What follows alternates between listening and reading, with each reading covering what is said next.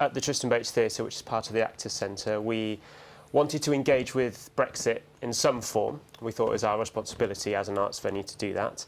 And we thought instead of programming a load of shows about the negativity around Brexit, we thought rather we'd like to celebrate what makes European theatre so wonderful and so valuable to the UK climate and economy and cultural scene. So we have decided to create this festival, A Piece of the Continent, which celebrates 9 different productions from companies across Europe. And we're doing this in association with Voila Europe, who run their own European festival every November. And they've come on board to help co-curate and co-produce the festival. And we're really looking forward to it. It's coming in April. Which was going to be, just after Brexit, who knows now. But the ethos stays the same, whereby we are celebrating and empowering European artists in a moment of great uncertainty for them. It is also up in the air, isn't it? Yeah. Brexit could fall before, midway through, or after this festival. You mentioned that this was a celebration, positivity within there. What are some of the themes that are touched on with some of the plays? Definitely the theme of collaboration. I think it's safe to say that pretty much every production involved has creatives involved from numerous countries across Europe and beyond. So certainly the collaboration. We want to question what people perceive as European theatre. I think there's quite a strong kind of perception of what that is, but actually from a whole continent of many, many different countries, each one brings their own different flavour and cultural identity to a production. So certainly unity, as you say, collaboration between countries, diversity in terms of genre, in terms of age, in terms of ethnicity, in terms of all sorts of things, all coming together to create, as we said, a celebration of what makes European art and theatre so wonderful. Yeah, smorgasbord of the continent, really, Indeed, all here in London.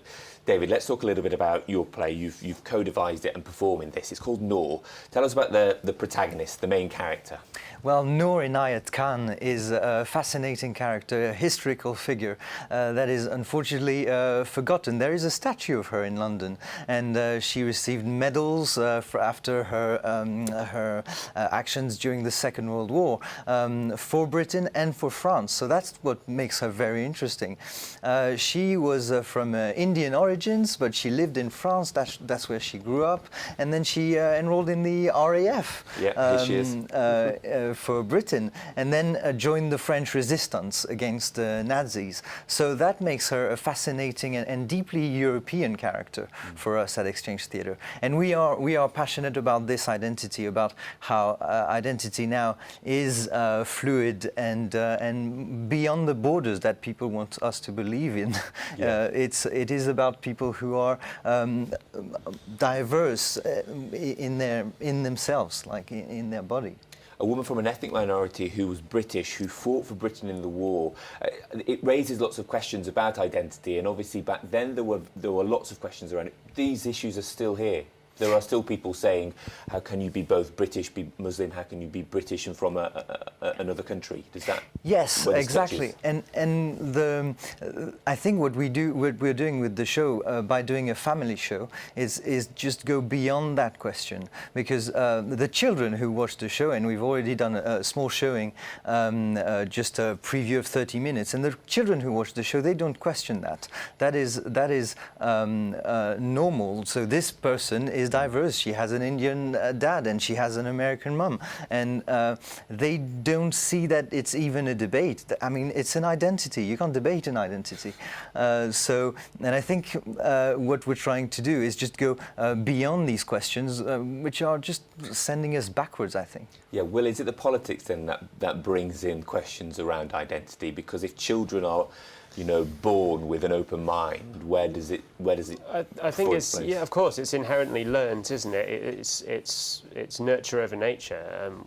Children, you can tell, are happy to play with each other no matter what their race or what their ethnicity or what their gender even. And as they get older, then you see the divides come in as they learn things from the society where they grow up. So I think absolutely that's the case. And this festival hopefully is there to sort of repair some of those divisions that are becoming quite apparent and quite obviously well shown in the media at the moment. Yeah, very well documented, Yeah. certainly. David, as a theatre maker, is it important that you are making content which will connect with young people, but also will try and kind of prevent some of those learnt messages which might come later on in life?